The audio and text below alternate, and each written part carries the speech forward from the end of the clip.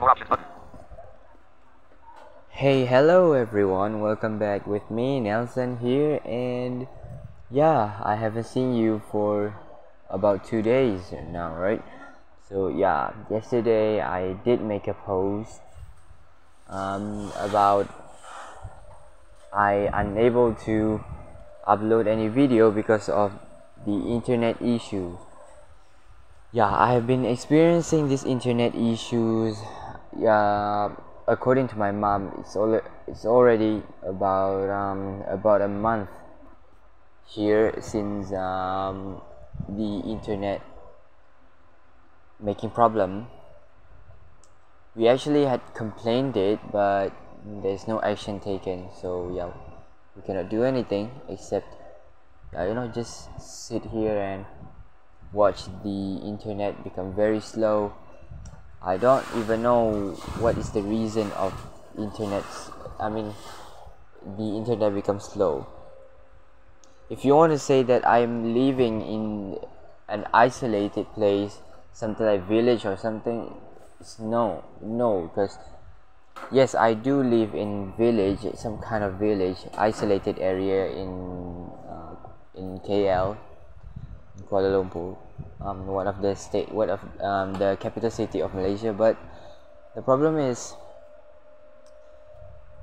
the, the space, not space, the distance. Yeah, the distance between my house and the capital city. I mean, the busy street of the city.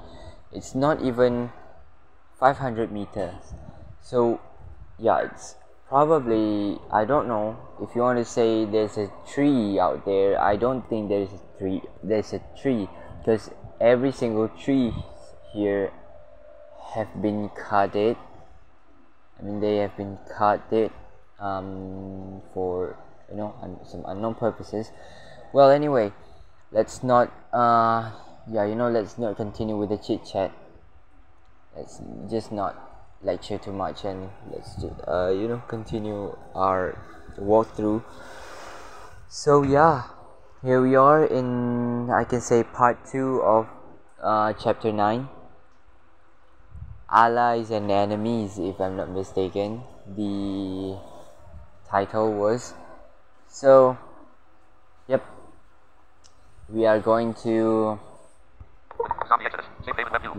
continue to the DBA Research Center, or DBC, I don't know, we'll see later. So yeah, for people that can read what's on my screen, you can read, and you that is spoiled content for you. Before I even started, you can read already what's on my screen.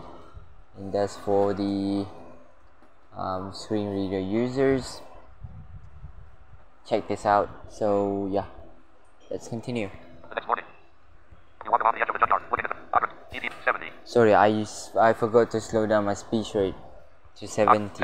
So the next morning, this is what happened. The next morning, after the dancing party, you walk along the edge of the junkyard, looking at the view infected by the main base. The defenses have held up so far, a testament to your group's efforts. Just as you're about to turn around and walk away, Madison calls your name. When you look toward her, she's sitting cross-legged on the ground, a cheap-looking laptop sitting on her legs. What's up, you ask, kneeling down by her side. I've been messing around with this laptop I found, Madison explains. I finally got it working and found something rather interesting. What is it? Before Madison can reply, your gaze drops to the right corner of the screen, and you see a Wi-Fi icon indicating there's a live connection nearby, one which reads DBARC. Those initials resonate the DBA Research Center. Yeah, DBA Research Center. I've heard of that research center, you say, and it obviously has power. Madison smiles, and some kind of internet access.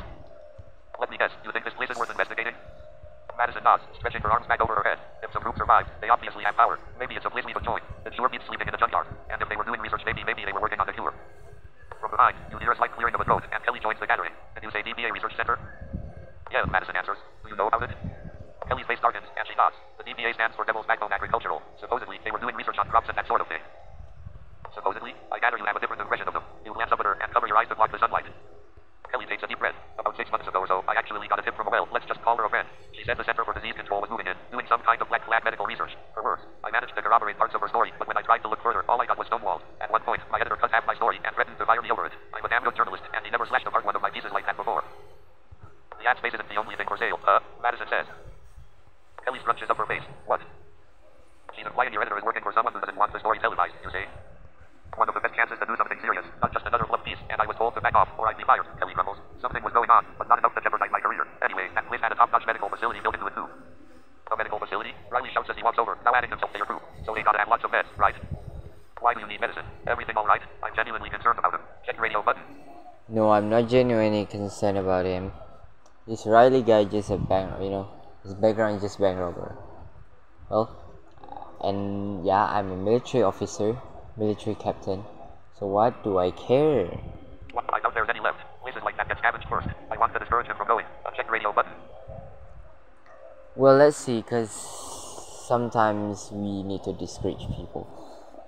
Well, in my case, Riley is not from my own point of view and my personal walkthrough of this game, Riley is he is very useful in gunfighting, in any situation, any conflict situation with other survivors. Riley is a good one, but in certain calm situation, he's not the type of person that can calm down and discuss and something like that.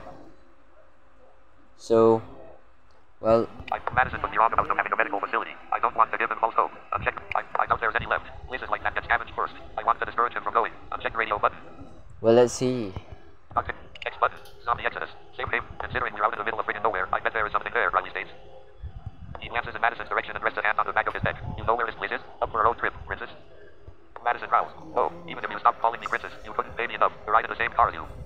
Have it your way. Besides, your brother would be a better choice. Now that I think of it, I'll just ask. Oh, Madison said with more vehemence than before. Brody is likely to get you killed. Fine, let me get a couple of things. Madison trudges off, looking briefly in her brother's direction. Then she shakes her head and keeps walking. You're really going out there, you ask? Yeah, if there's even a chance I can find the meds I uses, well, I have to go, Riley says. And before you ask, no, I wouldn't ask Madison along, except she seems to know how to find the place. He looks you up and down. There's always room for one more.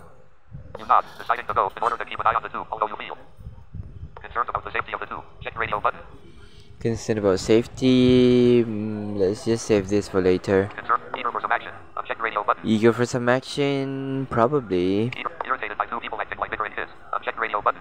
Yeah, bickering kid. Of course I'm irritating. Irritating. People acting like bickering. Someone is needed to lighten the mood. Check radio. Next button. Lighten the mood? I don't think so. Well, let's just say I'm irritating. Next button. Zombie Exodus. Same thing. For a moment, you feel like slamming Riley and Madison's heads together since they're acting like squabbling children. Then you glance at the rest of your group and you wonder how many of the others will start acting that way. You secure your own belongings and get ready to head out. Primary weapon. Act 47 secondary weapon. Sawed-off shotgun. Well, what I'm going to do now is I'm going to change my primary weapon to Springfield rifle, and then my secondary weapon is a shotgun. I reconsider my primary and secondary weapon. Check radio button. It doesn't affect the gameplay anyway, but yeah, I would like to change my weapon because I already used the same weapon for so long, and I doubt the ammunition still, I still have ammunition for it. So I reconsider my primary. I'm gonna reconsider. Show more. You select the new main weapon. My main weapon is Springfield. Tactical shotgun. Springfield M1903. Full action rifle. Check. Unticked. Improve. Up. Yeah. Next button. Zombie Exodus. Save. And the backup weapon. As a secondary weapon, I think I'm gonna use the tactical shotgun. Trench knife. From Rachel's inventory. Trench knife. Trench knife. Springfield M19. Tactical shotgun. From Rachel's inventory. Check radio button. Apparently, I cannot use the tactical shotgun. Shovel. Oh well. Shovel. Saw-off. Double barrel shotgun. Check radio button. Okay, I'm gonna use the double barrel shotgun. Unticked. Improve. Option 1 of next button. Zombie Exodus. Same thing. You have a scope available. I place it on my Springfield rifle. Check radio button. I'm gonna use this. Okay, so apparently I have a scope. Well, I'm gonna place it onto my primary weapon. Next button. Current armor worn. Football pads. For armor. I wear my football pads. No armor for now. Yeah, radio football button. pad. Next button. You keep on your football pads. Current helmet worn. Football helmet. I wear my football helmet. No helmet for now. Yeah, check radio football button. helmet. Next button. You keep on your football helmet. You currently wear combat uniform. Next button. Choose new clothing. Keep wearing this. Check radio button. I'm not gonna choose a new clothing. Next button. Well, let's go. Next, you select the vehicle. You choose the. Okay, that's for the vehicle. Well, since at the end of the research center adventure, we will get plenty of supplies. So we better get a bigger vehicle. I mean, we better go with a bigger vehicle. So I'm gonna choose either passenger van, or if I have a supply truck, I'm gonna bring that one. 2-door coupe. Check four-door luxury car. Uncheck radio. Nope. Motorcycle. Uncheck radio button. Motorcycle. Passenger van. Uncheck radio button. I'm gonna use the passenger van. Unticked. Let's see. 4 doors sedan. Uncheck radio. No. Sub. Uncheck radio No button. sub. Supply truck. Uncheck radio. Supply truck. Oh yeah, we do have a supply truck. Let's take this. Unticked. Improve. Up. X button. Yeah, I'm gonna use my supply truck. Let's go. Zombie Exodus. Safe. You'll find yourself taking a quick look around the supply truck you're taking to the research station. There doesn't appear to be any major damage. Just before leaving, you take a few more precious moments to make sure the tires are filled with air. As you finish the task, you hear the footsteps of your companions moving closer. Riley has his shotgun resting on his shoulder, putting you briefly in mind of every generic shooter with a scruffy-looking, 30-something, gun-toting hero. Madison keeps a calm expression on her face, though there's a brief spring to her step. She's wearing yoga pants, a tight t-shirt, and sneakers, along with a small backpack. Who's driving? Riley asks. Madison cocks her head. Why are you offering? Sensing another petty squabble coming, as well as a possible headache, you decide. I'll drive. Check radio button. Well, let's see. I'm going to drive. X button. Zombie Exodus. Safe haven web view. We can also choose Riley or Madison drive though, but Madison is not very good in driving, so I don't think so. Either me or Riley, but this time I'm going to drive. I'll drive, you say, opening the supply truck door, momentarily feeling like a parent taking a couple of kids on a long trip. Given how the two act around each other, you quickly decide to keep them separated. As such, you decide to sit with Riley. Check radio button. I don't care you're gonna sit with who. I'm gonna sit with Madison, maybe. Right, Madison. Check radio. Unticked. Improve. Option 1 of 2. X button. Good, Riley says. He climbs the back and stretches out lengthwise. Madison enters the front passenger side. I will blow your head off if you kick the back of my seat. Oh well. You pull out, adjusting the side mirror and catching the junkyard slowly disappearing from view. There's a brief moment of reflection as you realize this might be the last time you see it. You banish this thought and continue. The trip passes with peaceful quiet for a change. You glance out of the window, glad to see the green of day. Of course, if the weather proves to be as dry as normal, things will start turning round as soon as June rolls around. For a change, it looks like your two companions are actually getting along, though they seem to find the silence a bit deafening. Talk to Riley. Check radio button. Talk to Madison. Check radio button. I'm not gonna talk with anyone. Continue to the research center. Check radio button. Let's just continue to the DBA research center. Untick. X button. Zombie Exodus. Safe. You continue to drive in near silence, with the only sounds being the whistle of air from a crack in Madison's window and the roar of the supply truck's engine. You spot a speed bump in the distance. As you draw closer, you realize that it's an infected, lying face down, dressed in a lab coat that takes up half of the road. Beckoned at the body are 5 rather large black birds, crows by the look of them. One bird glances your way, and its eyes appear blood red. Whoa. However, as the supply truck passes on the side, a small object darts in front of the vehicle. You head into the other lane and make your way to the side of the body. Then one of the birds gives a loud squawk, and the birds erupt in a flurry of feathers and fury. You slam on your brakes, almost hitting one of the birds before it climbs just a little higher, avoiding the car entirely. Then you hear a couple of raucous cries, and 2 of the crows flutter up and peck at the window. Let's get out of here before we meet another suicidal bird, Madison says.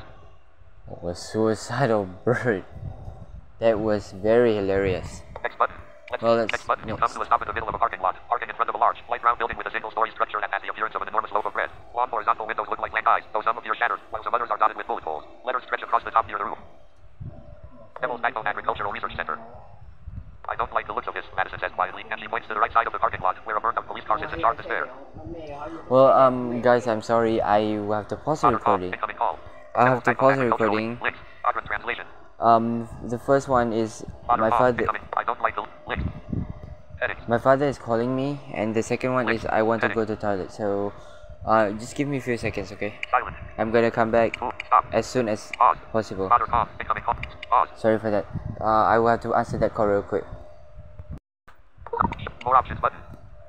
Okay, guys. So yeah, welcome back. Right. So let's just continue. You come to a stop in the middle of a parking lot, parking in front of a large, light brown.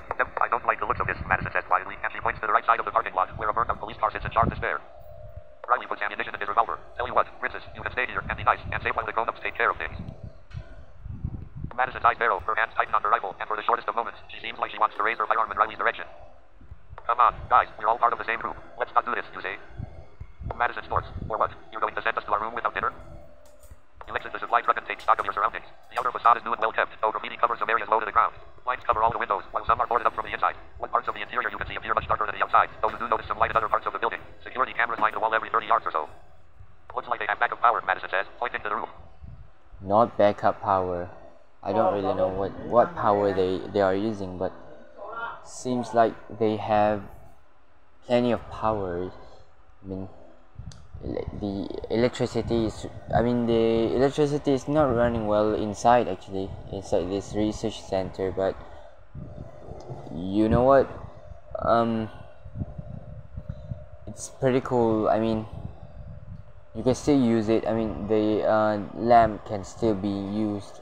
You can still see things. It's not entirely dark inside. Well, I'm going to explore everything outside first before we enter the research center. Riley rests his shotgun on his shoulder. Watch where you go. I bet there are people inside. Yeah. To the left of the building are two clear, semi-cylindrical buildings, one labeled greenhouse sticky and the other greenhouse green. Even from here, you can see plants in various stages of growth within the two co-houses. The walls are fairly solid, except for the occasional window. However, the roof of each greenhouse has a clear skylight. Behind the greenhouses are several large, freshly filled fields. You notice small signs in various rows with writing in a language you can't read, though each sign bears the drawing of a vegetable, potato, carrot, ear of corn, and others. Finally, you spot a single vehicle in the parking lot, a small truck of the sort used to transport animals with a cage over the flatbed. What the hell are those names? Pinky and Brain? Riley asks. The cartoon lab rats Pinky and the Brain from the cartoon, Madison says emphatically. Riley shrugs. I don't watch cartoons. What a puzzle. Madison stops and turns to you. Where do we go first?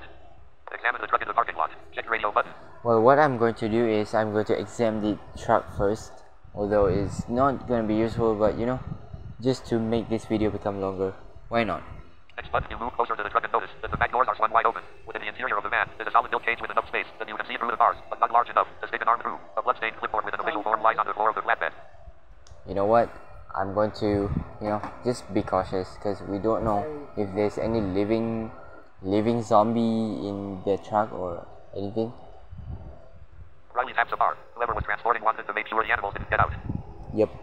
From this angle, you notice a body in the passenger seat, head twisted almost 180 degrees, dead eyes staring right at you. Whoa. Madison shakes her head and stands to the side, scanning the horizon, her hand on her gun. Examine the body in the front seat. Check radio button. Search the cage more closely. Uncheck radio button. Read the clipboard. Uncheck radio button. Return to the parking lot. Uncheck radio button. Well, first of all, I'm going to examine the body in front of the seat. Next button, the figure in the front seat is wearing a uniform of some kind with black slacks and a blue shirt, but there's no insignia. In this pose, you can't help but notice the body actually suffered greater damage. Part of the face, hidden from your view, bears teeth marks, similar to those of the infected. There's also a small hole on that same side of the body, indicating someone didn't want the corpse to rise again. The corpse doesn't have any identification or weapons. Searching the glove compartment reveals only the vehicle's registration, as well as the fact that it's registered to the university itself.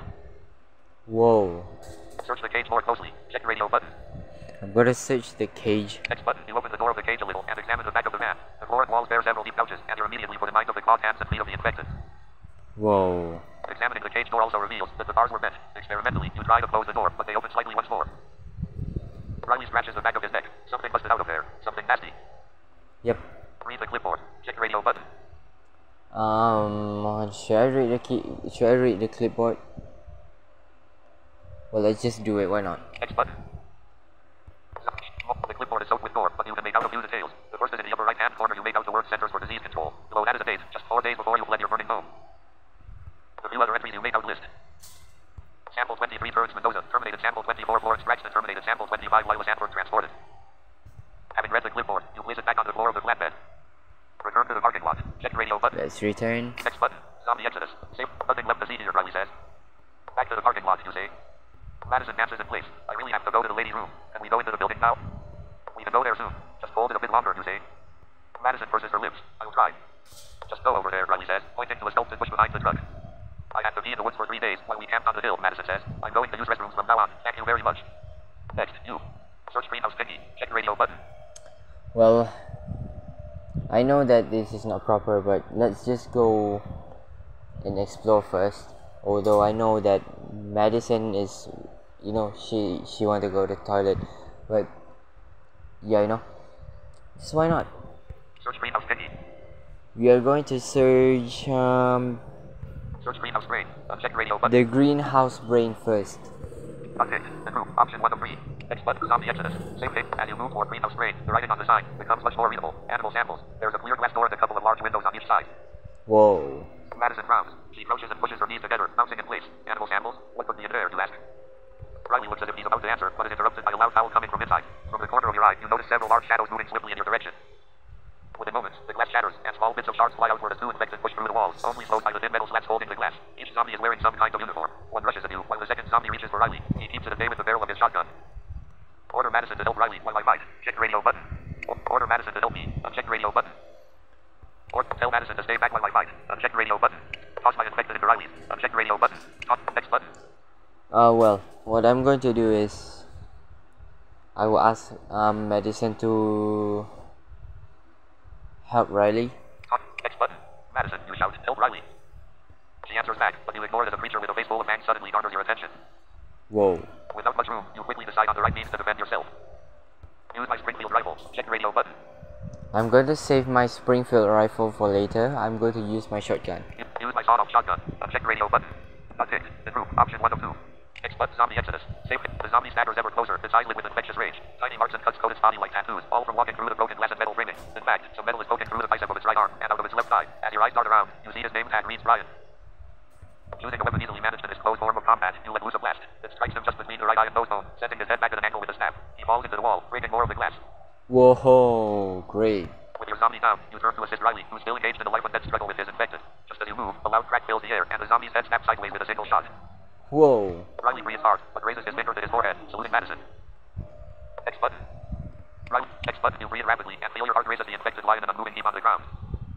With the entrance secure, you cross the threshold into the greenhouse. The stench of rotting meat fills your nostrils. 2 tables line each side of the building, while down the center of the room, carcasses hang from hooks. At first, you think they might be human bodies, but they prove to be animals. At the back of the greenhouse stands a clear glass cabinet filled with a variety of vials and jars. Some of them bear skull and crossbones symbols, indicative of poison, while others show only labels. As you consider which one to examine first, you look around for Madison, but see her nowhere. Before you have a chance to ask Riley, she walks up to you, buttoning her pants. Riley snickers. You guys smell something? It has a strange odor, like someone just took a piss in here. Madison covers her face, which has quickly turned red. It's not my fault. I really have to go.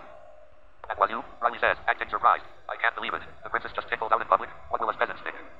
Okay, you had your fun. Riley, let's get going. We don't have time for this. Check radio button. Oh, Riley, knock it off. It's not her fault she had to go. Uncheck radio button. Right, I wish I had a camera right now to film this. No one is going to believe it back at the junkyard. Uncheck radio button. Riley, do you really need to be a jerk? You tease her enough. It's getting really old. Uncheck radio button. Right, next button. Well, let's just get proper. Right, Riley, do you really need to be a jerk? Option number 4 seems reasonable. Unticked. The group. Option 1 of 4. Yeah, this one. Riley, do you really need to be a jerk? You tease her enough. It's getting really old. X but Riley sighs and waves his hand dismissively. You guys are no fun. Yeah, no fun. You are the one who making fun with everybody, and your fun is kind of sucks, you know. When he turns away, Madison mouths the word, "Thank you." Yeah, no problem for that. Next, you. Examine the tables. Check radio button. Let's examine everything. X button. You examine the tables and notice numerous papers, many bearing what look to be test results of animal experiments. You recognize entries for dogs, cats, raccoons, chimpanzees, cows, and rats. The entry for rats is circled in bright red with exclamation points right by it. Madison looks at another paper and swears under her breath. She slides it toward you. Take a look. You skim through it. Unfortunately, while we survive, the rabies virus may bear some similarities to the zombie virus. This assumption proved false. While creatures deep in the throes of hydrophobia will exhibit similar violent behaviors as infected humans, this is superficial at best. Then your eyes drop to the bottom. In fact, the zombie virus has been shown to prolong the lives of animals infected with rabies by tenfold. Seems like they were testing everything they could think of, Madison says. Next, you. Examine the glass cabinet at the back. Check radio button. The glass cabinet. Next button. The glass cabinet at the back contains a variety of bottles, some with liquid solutions and others filled with pills. Some broken bottles lie on the ground, but you easily nudge the pieces aside with your foot. Then you notice bottles labeled Rabbi Mac, though you have no clue what that means. You search the cabinet until you find the drug list and can match the name to a description. Fast-acting rabies vaccine sits beside the name on the vials. You collect them all and shove them into your inventory. Whoa, okay, we have some drugs. Not drugs, it's actually medicine, medical things. A quick search reveals a few more items for the taking, but they're in limited supply. Bandages, ointment, and antibiotics. Yeah. Next, you. Examine the zombies. Check radio button. I'm not gonna examine the zombies. It's not worth it. Examine the animal carcasses. Uncheck radio button. Let's see the animal carcasses. Unticked. Next button. You take a look at the nearest animal carcass hanging up and determine it's a raccoon. Above it is a simple label. Test subject 1A. Infected with the zombie virus. There's something different about this creature. Thinking of making a raccoon skin cap, jokes Riley. Ignoring them, you realize that the raccoon's upper and lower canines are extended, actually lying outside the mouth, leaving one with the impression of a saber-toothed cat. Then you take a look at the claws, and they're longer as well. The other animals labeled test subject bear similar elongated teeth and claws. The rare few bear other changes, such as thickening of the bones, making it much tougher to pierce internal organs. However, not all animals bear these touches. A small number of bodies bear the label control subject that look like normal, dead animals. In the end, you learn nothing more from these bodies. Yeah. Next, you. Examine the zombies. Check radio. Go back to the parking lot. Uncheck radio button. Let's just go back to the parking lot and we'll visit another greenhouse. Unticked. X button. Zombie exodus. Save. Search greenhouse Pinky. Check radio button. Let's search greenhouse Pinky. Next button. Moving toward greenhouse A. Code name Vicky. You glance at the nearby sign. Below its designation, you make out the words botanical samples. Clear windows flank each side of a tall glass door. Behind the door lies a table flipped to its side and pushed against the door, and several heavy-looking bags behind it provide support. The table stands as high as the top of your chest. Glancing through the windows, you see a room filled with a variety of plants in varying stages of growth. Even at a distance, you can make out numerous medicinal plants. Marigold, passion flower, echinacea, mouserwort, ginseng, and lemon balm. Some of these prefer different environments or food to thrive, making them a rare find. Well, this is actually the place where you know that the name was Devil DBA, right? So Devil, what else? The B one I don't remember, but the A one was agricultural. So this must be a farming science. I mean, farm size science, like you know, GMO and things like that. Because yeah, in this greenhouse we have a few, you know, we have a few plants that are GMO, genetically modified organism. Those are veggies and plants, and they are very they are, I don't know, I can say GMO is kind of a good thing or a bad thing, I don't really know, because they are farming science, and I'm not a fan of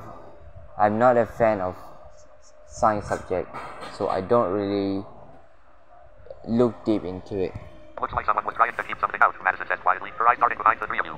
Well, yeah. You check the parking lot and see nothing coming. Riley touches the door handle and pulls it back a fraction of an inch. Barricading doesn't seem like a good idea if the door opens outward, he says. It would work if the thing you fear found doors beyond their reasoning, such as one of the infected, you say, pointing to scratch marks on the glass. Taking a closer look at the windows and door itself, you note several scratches, as if made from claws marring the surface, but not enough to break the glass. Gouges of different shapes and sizes mark the glass wall in patterns resembling hieroglyphics. Madison runs her fingertips over the surface, or infected, plural, at least a few. Riley taps the door. The fact that someone put that up makes me want to explore further. However, I'm not too keen on home invasions. Are home invasions too low level? Like, do bank robbers look down on breaking and entering? Madison runs her fingertips over the surface, or infected, plural, at least a few. Riley taps the door. The fact that someone put that up makes me want to explore further. However, I'm not too keen on home invasions. Are home invasions too low level? Like, do bank robbers look down on breaking and entering? Madison says, snickering. Riley's face breaks into a smile, and he pops a cigarette out of his pocket. So how do you want to do this? You examine the doorway once more, seeing that tight springs keep tension to hold it shut. It'll take someone holding it, while one or more of you push aside the table. Holding the door open will take a lot of endurance, while pushing the table is a feat of brute strength. For that matter, it might be easier to climb over the table, but you would expose yourself to anything on the other side without a clear exit. Push the barricade back by myself, while the others cover me. Check radio button. Well, what I'm going to do is I'm going to tell Madison to hold the door, and then me and Riley and me will push the table. Get Riley to help me push the barricade back while Madison holds the door. Uncheck radio button. Yeah, this is the option. Not ticked. Next button, Madison. Keep the door open. Riley, help me move this, you say. Alright. All three of you grip the door handle. The metal springs creak, providing tension against you. With all of your combined strength, it moves, though slowly. My gosh, did the maintenance crew ever hear of WD-40? Madison says, humming. At the end of the door's range of motion, she braces her back against it, sitting low for leverage. I won't be able to hold it for long, Madison says through grunts. Move fast. You nod and crouch next to the table. Riley stands next to you, hands on the top, arms outstretched. On the count of three, you say, 1, 2, 3. Slowly, the table starts to scoot along the floor, and soon you have an opening big enough for someone to slip on through. Next button. Next button. Now that you're inside the greenhouse, the atmosphere feels a lot more stuffy, and sweat beads on your forehead. The air is filled with a blend of scents, all putting you in mind of fresh vegetables. With a closer examination of the tables, you see rows of corn, tomatoes, carrots, onions, and other sorts divided into smaller groups. The far left side is labeled control group, while other areas bear labels like drought resistant, fungus resistant, and extra yield. Some of the tables also have lab equipment like test tubes, beavers, and such for samples. Okay. What do you know, Riley says. Fresh ingredients. Madison, how do you feel about stuffed peppers? I'll make them with some mushrooms and cook them in a tomato sauce. Jalapeno or green, she asks. Then her nose scrunches as she reads the label. These aren't exactly GMO free, are they? GMO, he asks. Genetically modified organisms, Madison says. Riley shrugs. Beggars can't be choosers. From the far back of the greenhouse in an area cordoned off by vegetation, you hear someone clear their throat and the crackle of a walkie-talkie. A loud, gravelly voice yells, "Damn, they got in." Instinctively, you duck low, and Riley and Madison quickly follow your gesture. Madison bumps one of the nearby tables, and the beaver falls to the ground with the crash of breaking glass, which is quickly forgotten as a bullet whizzes overhead and buries itself into a far wall. Whoa. Riley moves the cover behind the wall, while Madison shimmies next to you, her hand holding her rifle closed. The shooter is tall and slender, standing behind a crate of fertilizer with a rifle in hand. He aims the weapon at Riley and faces away from you. Call out to the shooter. Select the further option. Check radio button. Call out. Warn Riley that he's being targeted. Uncheck radio button. Sneak closer to the shooter. Uncheck radio button. Fire at the shooter to disarm, wound, or kill him. Uncheck radio button. Charge the shooter in order to tackle and disarm them. Uncheck radio button. Order one of my companions to distract the shooter. Uncheck radio button. Distract the shooter with the drone while the companion moves in. Requires a drone and electronics 50 plus or driving 40 plus. Uncheck radio button. Next button. Oh, well. what I'm going to do is I am going to shoot from far away, actually to wound to actually wound the shooter. I'm not gonna kill him, but just to wound. Order. Charge the shooter in order to tackle and disarm. Fire the shooter to disarm, wound, or kill him. Check radio button. Unticked. Improve. Option 1 of 7. X button. Zombie Exodus. Safe haven web. Use my Springfield rifle. Check radio button. I'm gonna use my Springfield rifle in this case. X button. Seeing the shooter ahead, you raise your weapon hand. Aim for his weapon to shoot it out of his hands. I'd rather not harm them. Check radio button. I can aim to his weapon and shoot it out of his hand, or I can wound him, or I can kill him. So I'm gonna just wound him, but not gonna examine him and not gonna question him or something. I just gonna scavenge and move away. Aim to wound so I can question him. Check radio button. I'm gonna wound but not gonna question. Check unticked. Improve. Option 1 of 3. There we go. X button. Zombie Exodus. Safe haven web. You wait for him to pop out of cover. As soon as you see his rifle, you shoot at it. He doubles over, shrieks, and falls to the ground. Whoa, great. Stay on the ground. You shout and move from cover with your Springfield rifle trained on him. You and your companions move across the greenhouse, repeating commands for him to stay down. He's lying on his side in the fetal position. As you draw closer, you kick his rifle away. He covers the wound with his forearms, and blood seeps onto the floor. Whoa. You crouch to talk to him. Your weapon's still ready. Don't move. I think the Springfield rifle is a big damage. Supposedly I only use the shotgun, but yeah, you know, every type of weapon has their own strength, and it seems like in this game Springfield rifle is the most powerful one and the most dangerous one. The shooter foams and breathes in short gulps. He tries to talk, but only squeals come out. His face strains and shakes. Blue and purple bruises cover the left side of his face. Both lips are split and held by medical tape. Burn marks dot his neck and right cheek. One eye is nearly swollen shut, and the top lobe of an ear is missing. He's wearing what used to be a white shirt, now stained with blood and dirt. His black dress pants are held together, and his feet have on mismatched shoes. He's not gonna make it, Riley says. Madison turns and walks away, her face pale and waxy. You stare at the man, and in those few seconds, his breathing gets even more shallow until it stops. His arms drop and eyes face forward, as lifeless as a doll. I was trying to disarm him. Riley shrugs. Yeah, you missed. Oh well. Whoa. You hear a deep sigh from behind you, and turn to spot Madison wiping sweat from her forehead with the hem of her shirt. She stares at the lifeless body of the shooter, who would defend vegetables with their life. Well, I did not. I don't think I... Okay, now I see. Because I think my perception or something low, so... Yeah, I was meaning to just wound him, but apparently he died. Alright, well, it's not my fault after all. We just come here and scavenge, and you shoot at us like that. You can just talk to us. We don't need to, start a gunfighting or something. But since he forced me to, well, whatever. Riley rubs a leaf hanging from a long stalk. What I'd like to know is why these plants aren't wilted. If you look, they've just been watered. Yep. Maybe the water is being pumped, Madison says. If so, then it means this place has power, at least somewhat. She points to the solar panels above the main building. With the place secured, you notice a small impromptu living area behind the table the shooter was using for protection. The vestiges of freshly picked vegetables lie strewn about, while a pile of clothes looks like it's been bound up into a pillow. From this vantage point, you also notice several bags below some of the standing tables still in the greenhouse. Look closer at the shooter's nest. Check radio button. Look, scavenge the place. Check radio button. I'm going to scavenge the place. Untick. X button. Zombie Exodus. Safe haven. You search through the greenhouse to see if there's anything worth taking. Of course, vegetables and edible plants are everywhere. While most are still in the seedling stage, some are old enough to pick if you desire to. The seeds might be even more valuable if you intend to plant them at the junkyard. Yep. You also take a closer look at the bags below the table. You see that some of them are 20-pound bags of seed for many of the plants already growing in the greenhouse. There are also 50-pound bags of fertilizer and numerous chemicals. Whoa. On top of the greenhouse, solar panels take up a wide portion of the roof, and below them lies a pile of spare panels. In one corner of the room, you spot a strange assortment of flasks and tubes configured in a specific way. Examining them closer, you deduce that the contraption collects rainwater from the top of the greenhouse and funnels it into the flasks. This makeshift water collector would be useful. I see. Personal food. 15 personal water. 9 group food. 3423 group water. 909. You have the following items. 0.308 Winchester. You can take 10 more items. Well, 10 items. I'm going to take... Biological parts. 5. Bleach. 1 bottle. Unchecked rating. Bleach. Cigarettes. 5. Cookware. 1. I don't need a cigarette. I don't need a cookware. Cookware. 1. Unchecked radio. Cookware. Duct tape. Duct tape. Laptop. 1. Unchecked radio. Oh, we have a laptop. I'm gonna take this. X button. Zombie Exodus. Safe haven web. Let's scroll down and let's see what do we have here. Vegetables. 5.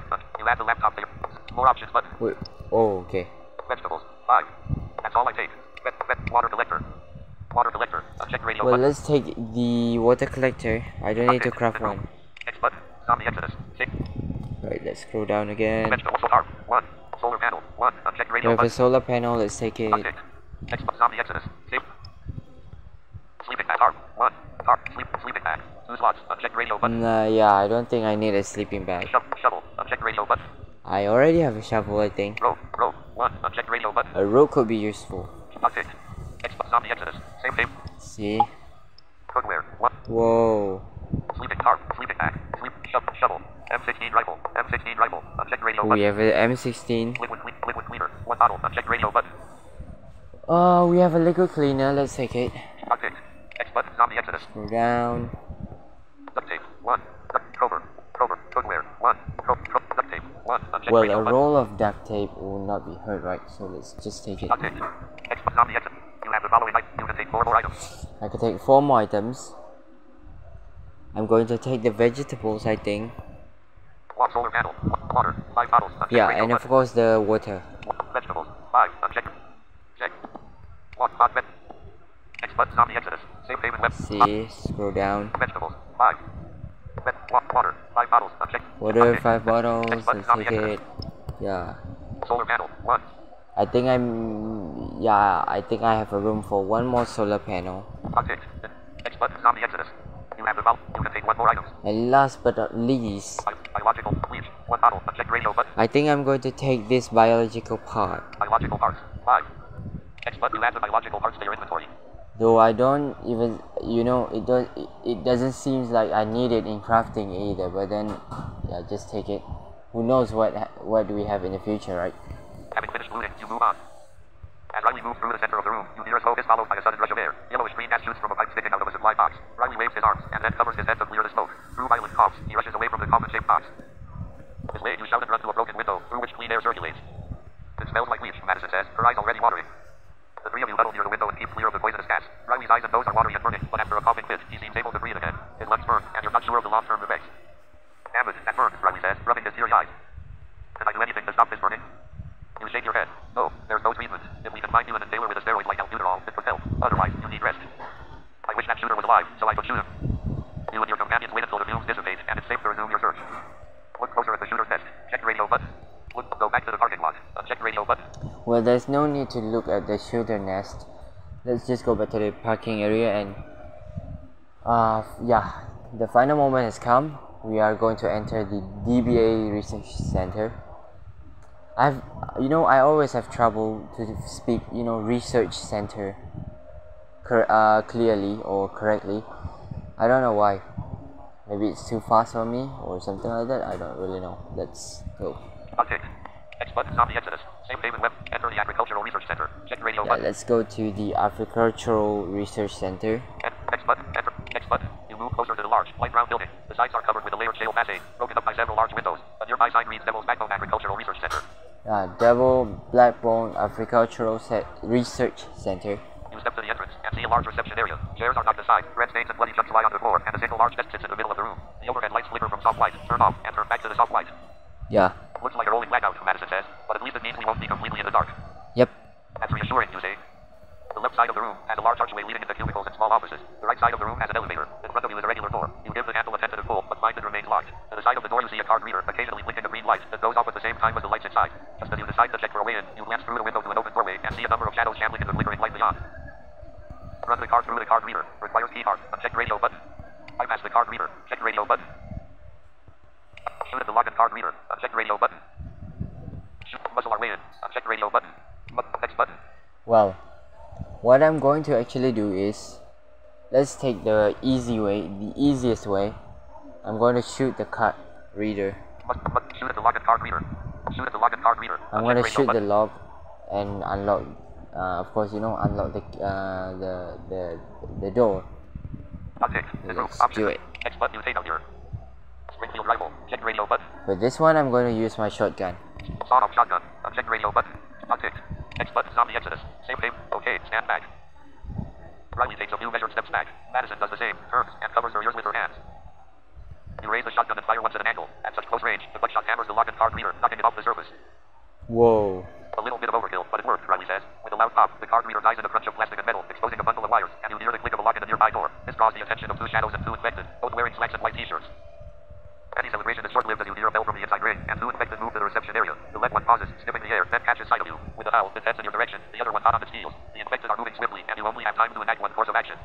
Okay. I'm going to shoot these two infected with my Springfield. Attack the zombies. I can kill them all by myself. Check radio button. X but 2 to 1 odds aren't the best, but there isn't much room for your companions to flank you. Considering how fast zombies move, you know you don't have much time to act. Use order. Use my Springfield rifle. Check radio button. I'm gonna use my Springfield rifle. Actually, we can also, we can also pull them out of the research center, so we can deal with them open in the open. But I'm not gonna do that. I'm going to just shoot at them. X button. Use all your Springfield rifle and aim at the closest infected, who rushes from your left side. With the speed of his approach, you barely have time to level your weapon. With the barrel chest high, you pull the trigger and aim upwards, sending a shot through his chin. His head snaps back, but forward momentum carries him into you. You sidestep, and he crashes into the wall, bounces off, and drops to the floor at your feet. Oh, great. The second zombie is only a step or two behind, and you barely get off a shot. You raise the barrel to eye level and pull the trigger. The shot enters his skull at an odd angle, blowing off a chunk of bone and matter. He spins and flops face first into the side wall, sliding down with a smear of blood left behind. Whoa, great. The sound of the shot echoes through the narrow confines of the concrete walls. You wince and bend over, ears ringing in pain. You open your mouth wide and try to relieve the pressure in your head. The minute or so passes before the ringing subsides, and you're able to stand again. You'll be okay, Riley says. Just walk it off. Madison steps inside and looks around the room, already studying it. Next button. Now that the room is secure, you quietly move into the reception area, and the distant howls of infected come from the doorway to the east. The air is thick with the smell of decayed bodies, and part of you wonders just when you became used to such odors. On the wall near the elevator, you see a floorplan of the building. A small X marks your location, the reception area. To the left is a small group of staff offices and cubicles. At the end of that room is a stairwell which leads downward. Much like the rest of the room, lights flicker on the elevator buttons, then go dark when the power surge is off. There isn't much in the reception desk. Closer inspection shows a monitor fallen onto the ground, broken from its impact. There are two big, closed doors in the desk, as well as some papers on top of it. That's when you see Riley leaning against the wall, shaking his head. What's wrong, you ask, quickly scanning his body in case he got infected. It's these lights, he says. They're not as bad as strobe lights, but their flickering is distracting. Madison taps the floorplan. Circuit breaker box is right below us. Examine the desk and drawers. Check radio button. I'm going to examine everything. I'm going to just do everything here. X button, the top of the desk is full of pouches and bullet holes. A silent computer terminal lies on its side, innards exposed by more bullet holes. Opening a few doors, you see a small, official-looking piece of paper, the letters almost alive with the flickering light. Entry into the second basement is prohibited without previous authorization. Otherwise, the door is barren, except for typical office supplies like staplers, pens, and sticky notes. Open the elevator. Check radio button. I'm going to open the elevator. X button, you walk over to the elevator and push the button. With the cycling power, you have to hit it 5 more times before the doors open. Riley almost steps forward until you grab him by the shoulder, making him stop. There is no elevator, just a broken cable swaying slightly in front of you. A rather large, filthy, round rat at the end. It screeches in surprise, and then starts to clamber up the cable. Riley pats your back. Thanks, that would have sucked. Scope out the left side offices and cubicles. Check radio button. X button.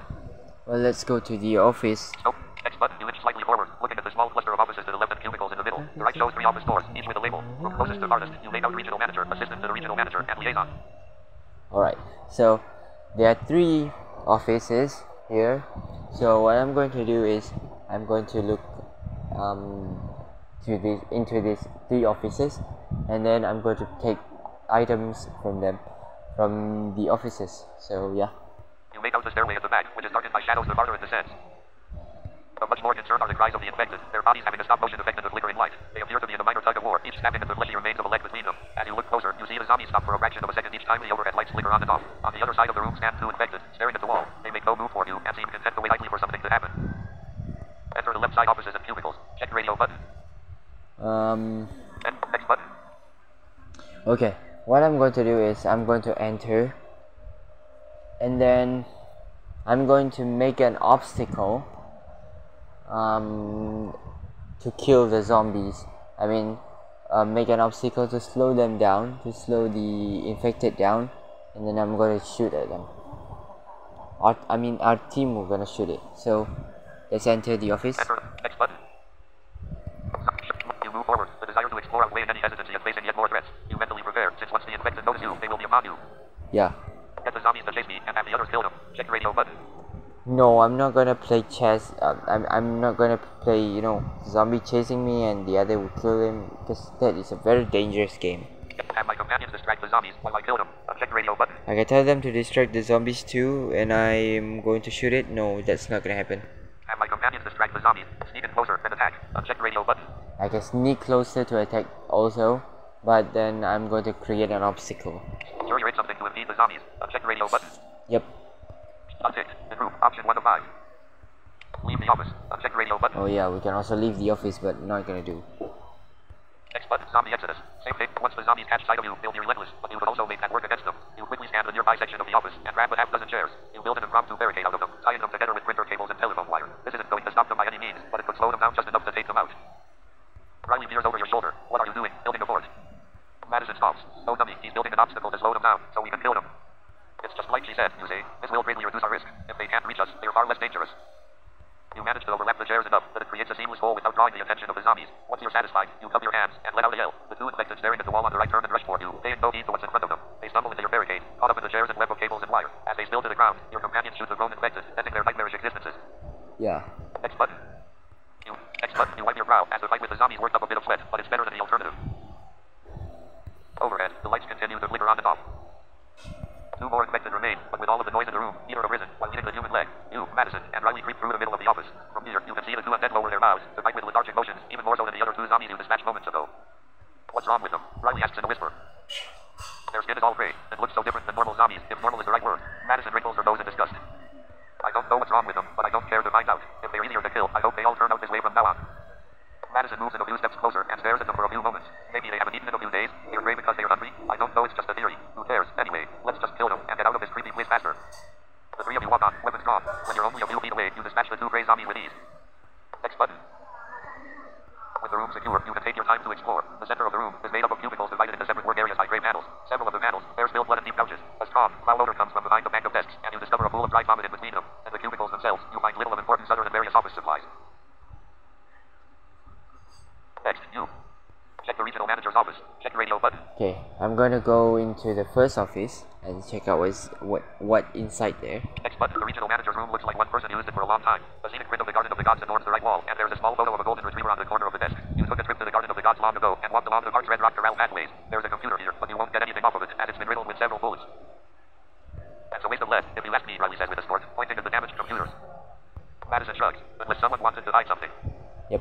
Several documents sit on the desk. When the light permits, you see the first one is labeled Rise and Animal Attacks. Glancing over them, you read about the rise and animal attacks several weeks before the Zeta outbreak. Researchers proposed that it was a strain of rabies, but testing proved the whole no relationship with the rabies virus. The second paper bears badly scrawled handwriting. Over and over, you read, the end of days, the end of days. You search the room for a few more minutes and find a pack of cigarettes in a drawer, along with a bottle of scotch. In another drawer, you find a box containing 3 doses of insulin. Between two filing cabinets, you spot an unopened bag of potato chips wedged far down. Next, you. Check the assistant to the regional manager's office. Check the radio button. The second office, let's go. X button. The assistant to the regional manager's room is rather sterile. The walls are mustard yellow, except for the few places where bullet holes show, and several diplomas for Murphy Fleming, Master of Science, Doctor of Medicine, and Doctor of Philosophy. The computer in here is destroyed, bullets having pierced the case and broken the motherboard. Below the desk, you see a small scrap of torn paper. You can make out what was part of a title, Variation in Human. Yeah. Okay, apparently the assistant regional manager was Murphy, which is the guy that I told you last video, if I'm not mistaken. Yeah, that Murphy guy. He will just gonna lock us up and separate us in different rooms. And yeah, we need a hand-to-hand combat to, just knock him off or just kill him or something. So yeah, that's. Finally, in the closet you find a number of useful items. Opening a small plastic bag, a receipt drops out showing purchases at Home Depot made on May 9th. Among them include a roll of duct tape, a flashlight, a set of mechanical tools, a sewing kit, and a tarp. Lying loose in the closet are bandages, bags of batteries, candy bars, a large jar of protein powder, a bottle of supplement pills, and a gun magazine, odd shots.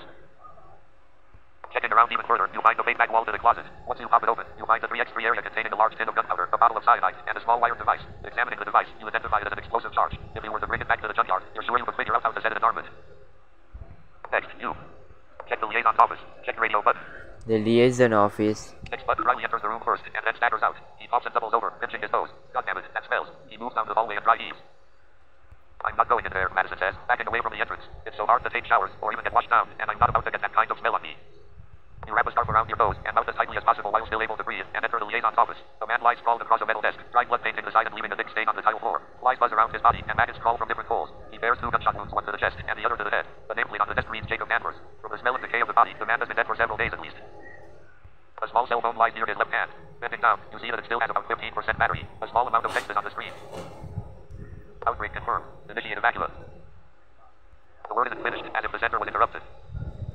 Searching the rest of the room, you find a variety of computer parts all scattered about. A motherboard, some hard drives, memory sticks, and the like. Under the desk, you find a thermos of cold coffee and a case of bottled water. Not much else of salvageable value exists in the room. Something tells you to keep searching. You open every door of every filing cabinet at the desk, the closet, and the plastic bin in the corner of the room. Nothing. As you you leave the office, you spot a pile of trash under a couch. Searching through it, you find the Dungeons and Dragons manual in good condition. Next, you examine the bodies of the 4 zombies. Check radio button. Alright, so what I'm going to do now is I'm going to take the item from 3 offices. Take items from the offices. Requires all 3 offices that have been checked. Uncheck radio button. Unticked. Next button. Zombie Exodus. Safe haven web view. And to do this, you must check out all the offices before you can scavenge. So yeah, here we are. Looking among the items you found in all 3 offices, you decide which ones to take. Personal food. 20. You have the following items. You can take 10 more items. I can take 10 more items. Bandages. 3. Check radio button. Let's take these bandages. Next button. You have the bandages. You have the following items. You can take 9 more items. Bandages. 3. Batteries. 1 pack. Uncheck radio button. I don't need a battery. Candy bars. 2. Uncheck radio I button. don't need candy bars. Cigarettes. 5. No. Uncheck coffee. 2 cups. Uncheck radio button. Coffee probably will work. Let's just take it. Next button. Zombie Exodus. Safe. You have the bottle. You can take 8 more items. Candy. Cigarette. Cyanide. 1 bottle. Uncheck radio button. Cyanide? I don't even know what cyanide is. Probably I need the translation. Let me just character by character browsing. Because this is the first time I've ever heard this word cyanide. What is that? Cyanide. Capital C. Y. A. N. I. E. E. Period. C-Y-N... What the? Capital Y. A. C-Y-A-N-I-D-E. N. I. E. E. C-Y-A-N-I-D-E. Cyanide. Scroll. Links. Headings. Well, we'll see what is this later. I'm going to translate though. Duct tape. 1 roll. Uncheck radio button. I don't need another roll of duct tape. Dungeons and Dragons manual. Uncheck radio button. Dungeons and Dragons, it seems like another, kind of another game. Another game's name, another RPG game name, or something like that. I don't really know. Explosive charge. Uncheck radio button. Explosive charge. Yeah, probably this device could work. I'm gonna bring it back. Next button. Zombie Exodus. You add the explosive charge to your inventory. Let's scroll down. Light water. 3 bottles. Oh, we have a water. Let's take it. Next button. Zombie Exodus. Safe. Yeah. Insulin. Gunpowder. 1 tin. Insulin. 3 doses. Uncheck radio button. Yeah, I think I should bring some insulins for Parker. Unticked. Next button. Zombie Exodus. You add the insulin to your inventory. Let's scroll down again. Water. 3 bottles. 1. Vitamin supplements. Vitamin supplements. 5 doses. Uncheck radio Oh button. yeah, we have some vitamin supplements. Let's take it also. Next button. Zombie Exodus. Safe haven web. You take the supplement pills and add them to your inventory. Do we have anything else here? Scotch. Water. 3. Water. Tarp. Scotch. 1 scotch. 1 bottle. Uncheck We radio have button. scotch. Sewing kit. Sewing kit. 2 slots. Uncheck radio I button. don't think I need sewing kit. Protein powder. Uncheck radio button. Protein powder, probably, yeah. Unticked. Next button. Zombie Exodus. Safe haven web. It's here. Sewing kit. Potato chips. 1 bag. Potato chip, probably yes, for Rachel. Unticked. Next button. Zombie Exodus. You add the potato chips to your inventory. She likes potato chips. Dungeons and Dragons manual. Flashlight. Uncheck radio button. Well, I take pretty much everything that I need. Yeah, let's take the flashlight. Check unticked. Next button. Zombie Exodus. You add the flashlight to your inventory. Personal food. You have the following item. You can take 1 more item. Okay, we can take 1 more item. Let's just take another 3 bottles of water. Water. 3 bottles. Unticked. Next button. You add the bottles of water to your inventory. You leave the other items for Riley and Madison to pick through, and when they're done, the rest go to the next survivor who happens through this research station. Yeah. Next, you examine the bodies of the 4 zombies. Check radio button. I'm not gonna examine their body. Go downstairs. Uncheck radio button. Well, let's go downstairs. And we'll be locked up in a office, in a room kind of things. And then we will be unconscious by the gas, some kind of gas. Some kind of gas that will make you unaware, or I can say it will make you dizzy, and then you sleep. Then when you wake up, I will be greeted by Murphy, but not face to face. He will use some kind of microphone and speaker to communicate with you, some kind of announcement system or something. I don't really know. Yeah, but then that is it. So let's go downstairs. Go downstairs. Unticked. Next button. You head down the steps, ignoring the dried pools of blood on the ground, though it does leak away upon contact with your shoe. The steps rot is greater the farther down you descend. Once you reach the landing, you'll find yourself in a rather large workspace, tables and computers in key places of the room. The computers here appear unharmed. Well, I'm not going to examine the computer. I'm going to just open the refrigerator and then the porthole and then try to open the door again, but I know it's not going to work. But then just to do something before the the dizziness gas, some kind of gas come. You delicately step through the room. Broken glass lying all over the floor. The light flickers overhead once more. The darkness a bit more imposing without windows to let in the sunlight. At the back of the room, you can make out a panel with circuit breakers and bearing a warning. Electricity sign on it. In the back of the room, you see several glass doors with a faint blue light inside of them. Frost indicates a freezer of some kind. Within the freezer, you can make out the stiff bodies of 3 people. In the corner of the floor by the side of the freezer, a metal porthole suggests a room below. Riley shuffles around the room, checking behind computers and inspecting the electronics. Madison walks up to the freezer and stands a few feet away, her mouth open and eyes wide as she stares at the 3 frozen bodies. Next, you. Restore power to the room. Requires electronics 60 plus. Check radio button. Well, first of all, I am going to restore power to the room because I have a decent electric knowledge, so I can do it. Next button, you walk over to the panel with a warning sign next to it and pop it open. Behind it, you see an imposing board full of switches and wires. Some are labeled, such as greenhouse D or freezer, while others are blank.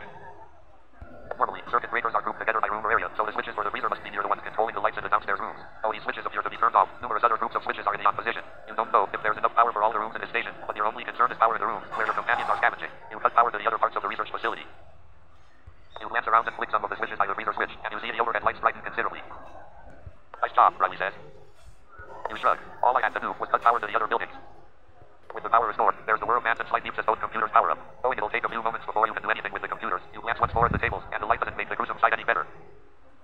Well, I'm not gonna examine the computer. It's not important anyway. Riley shakes his head. Damn government tools. What good did any of this do? Before you can answer, the 2 computers give a final beep, and you see they're ready for use. Next, you. Examine the bodies in the freezer. Check radio button. I'm going to examine the body in the freezer. Next button. You approach the freezer and lay a hand on it. You immediately pull away as the cold is almost overwhelming. The interaction leaves the slight imprint of your appendage, and you notice a small black label morphological variations of Homo mortis. Whoa. 2 infected hand from books in the middle of the freezer. At first, you wonder what makes these 2 special, and then you realize a few differences stand out between these and the other infected you've seen. Both infected on the left appear to have bony, sharp spurs erupting from the elbows and knees. Both are also a much darker yellow color, almost bronze, and their teeth are so long that they're needle-like. These look like super zombies, Madison says, standing just behind you. It's like somebody shot them full of steroids. She chuckles a bit at her own joke. The third body appears to be an uninfected human. You lean in closer for a better look and spot green freckles around the small puncture wound on the upper left arm. The teeth are slightly curved but still normal, and the fingernails on the left hand rise into points. You point this all out to Madison. I was just about to say something about those crazy fingernails. He obviously needs to go to a good salon. Madison holds out her own hands and looks at her nails. Actually, I need a good manicure and pedicure. You hear a slight hissing sound in the room, but it's so low that you wonder if you're just imagining it. Do you hear a noise in here, you ask? Riley nods and stops his search. It sounds like a steak. I hear it too, Madison says, her face showing concern. Riley coughs and clears his throat. He takes a bottle of water out of his backpack, drinks a large sip, swirls it around his mouth, and spits it into a trash can. I have a bad taste in my mouth too, you say. As you swallow, you notice a metallic taste in your mouth. I don't like this, Madison says, facing the floor. We should get out of here. Next, you. Examine the tables. Check radio button. Well, what I'm going to do now is I'm going to examine the porthole just to make us more dizzy and we are not getting out of here anyway, because that hissing sound was kind of gas. They put some gas into the room and then we are going to be dizzy and sleepy. And yeah, well, this is unavoidable thing. Because this is some kind of the game. I mean the storyline of the game. Investigate the porthole. Check radio button. I'm gonna investigate the porthole. Next button. You step over to the porthole. A metal circle that looks like a dove cap with a wheel on top of it. You turn the wheel and find it moves rather easily. You spin it clockwise, around and around for what seems like an eternity. Realizing there must be some other kind of mechanism to open the porthole, you give up turning the wheel and step back. Well, It doesn't open. Madison asks, looking it over. The wheel just spins, but nothing happens. Riley chuckles. If it's like a bank vault, you need to unlock it before turning the wheel. The wheel is just like a doorknob. Madison shakes her head. Go figure. The one time he's valuable relates to bank robbery. You'll need to find the key to opening the lock before accessing the porthole. As you move around the room, you notice a sudden relaxed feeling. The corners of your vision turn hazy, and you feel woozy and gut feeling. You glance over at Madison, who yawns and sits down on the floor. From behind, you hear the rattle of metal and turns to see Riley falling off a chair. He catches himself before he hits the floor, but he stays down. You stumble forward and raise your hands against the wall, using it to lower yourself to the floor. Sleep is coming, and there's no way to fight it. You open your mouth to speak, but lack the energy to say a word. Moments pass as you think of some way to stay awake. Riley and Madison both lie on the floor, and you hear the sound of heavy breathing from both of them. Whoa, okay. With your back pressed against the wall, you try once more to stand, though you're not even sure where to go once you succeed. Making it halfway, you slip and tumble back down to the cold tile. Just as you feel ready to fall asleep, the door to the room opens. You force your eyes open halfway. The last thing you see is a figure in a hazmat suit stepping inside. Yeah, that is Murphy. Next button. Okay, let's go next, and then here we are. Your head standing.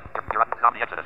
Your eyelids flutter, and you wake up to flashing red lights. Light goes on top of a police car. You yawn and stretch. Once the lights fade and your vision clears, you see a gray ceiling over you. Sitting up, you hear the squeak of a metal cot and stiff mattress. The room has sparse furniture. A small desk on the left-hand wall, a series of shelves on the wall at the head of the bed, and a wooden chest at the foot of the bed. A small alcove contains a toilet, a floating sink, and a narrow, standing shower. There are 2 wooden doors, and a vent hangs high on the wall between them. Your head feels fuzzy, but you feel fine otherwise. Whatever gas was being pumped into the room has left no side effects. You stare up at the vent, which reminds you of the same one in the room where you last saw your companions. Standing, you spot a small speaker and round camera lens high in the corner of the room. Hello, I say good morning because you just woke up, but it's not morning. The voice comes from the speaker, and the camera turns to point at you. The tone suggests a male voice, but the pitch sounds higher and could be female. Welcome to the Red Chamber. I'll explain that later. Don't worry, you're completely safe. For now, you're locked in here, but we can see about letting you out real soon. Before we go on, let me just introduce myself. My name is Murphy, which is kind of an odd name, but my parents named me after my uncle, who I sadly never met. My mother always used to say, boy, you look just like your Uncle Murphy, but not when he's drunk. I didn't understand the joke until I was older and saw pictures of him sober and inebriated. Thank God I didn't look like drunk Uncle Murphy. As he laps over the intercom, you feel your temperature rise and heart race. This guy is holding you prisoner and acting all casual like nothing's wrong. If you let your temper take over, you might say the wrong thing, which would be very bad for you. For now, you keep your emotions in check. Before he starts talking again, you say, nice to meet you, Murphy. My name is Nelson. He seems like a nice guy, and I don't know for sure he's the one responsible for me being in this room. Check radio button. Oh yeah, well, I'm not gonna be so nice, cause this guy just take me and my companion as a prisoner, and he can act like nothing happened. Well, I can say I'm not into this. Pleasure to meet you. My name is Nelson. I will get on his good side and convince him to help let me go. Uncheck radio button. Wait, I don't know what this is all about, but you need to let me out right now. Uncheck radio button. Yeah. Where are my 2 companions? Uncheck radio button. Where are my 2 companions? Listen to me carefully. Let me out now, and I'll go on my way. If you keep me here, I will get out. I will find you, and I will kill you. Uncheck radio button. A threat sounds like kind of a great way to intimidate him. Well, just give me a few seconds. I have to stop my tablet from being charged because my tablet is charging right now. I have to stop charging because it's already 100. Yeah, I totally forgot that. So yeah, let me just pause the recording and Silent. 1431 stop. I'm gonna Pause. pause the recording and I will come back real quick. Stop. Show more options button. Well guys, I'm back, so let's just continue. Your eyelids flutter and you wake up to flashing red. Welcome to the red as he laps over the intercom. Before he starts, links, heading. For this one, I'm going to proceed with threat. Pleasure to meet you. My name is Nelson. I don't know what this is all about, but you need to let me out right now. Where are my 2 companions? Listen to me carefully. Let me out now, and I'll go on my way. If you keep me here, I will get out. I will find you, and I will kill you. Uncheck radio button. Box 6. Improve. Option 1 of 5. Next button. Murphy takes a quick breath. Wow, I don't know what to say to that. You gave me goosebumps. You don't need to kill me. I swear I'll let you out of here soon. Please be patient, which I know is a lot to ask. You hear a clank of metal through the loudspeaker, and then the sound cuts off. A moment later, the high-pitched siren sounds, forcing you to cover your ears with your hands. It doesn't last long, and when it ends, the intercom crackles. Sorry about that. Something showed up on one of my monitors that I need to check out. Murphy says, I will be back in 5, and we can get to know each other a little more. I don't need it. Next, you. Call out for Riley and Madison. Check radio button. Well, what I'm going to do Examine the vent between the 2 doors. is Inspect the camera and intercom. Uncheck radio button. Open the door to the left. Uncheck radio button. Open the door to the right. Next button. I'm going to try to call out Riley and Madison first. Open. Next button. Taking a deep breath. You yell at the top of your lungs. Riley, Madison. Calling out over and over. You hear nothing in return, but your voice bouncing off the walls. You spend a solid minute repeating their names. Just as you start to give up hope, you hear a loud bang against the wall on the right. You rush up to it and press your ear to the cold surface. You call out again, and this time you hear a long screaming sound, like metal on stone. It must be one of your companions, or maybe it's another survivor who was taken captive. Next, you. Communicate with the person in the room on the right. Check radio button. I will communicate with the person in the room on the right. Next button. You move to the wall where you heard the screaming before and pound your hand on the flat surface to get the attention of whoever's on the other side. After a few minutes, you hear a knocking coming through. It moves along the wall diagonally until it goes too low to hear. You follow the direction of the knocks, but they're lost behind the cabinet sitting low on the floor. You hop open the 2 doors and find it empty. More taps come from behind it. Moving the cabinet aside, you see a small vent the size of a deck of cards. A whisper comes through the vent. You get down on your hands and knees and move in as close as possible. Is someone there? Please help me. Some weird guy has taken me prisoner. You don't recognize the voice, but it's high and almost squeaky.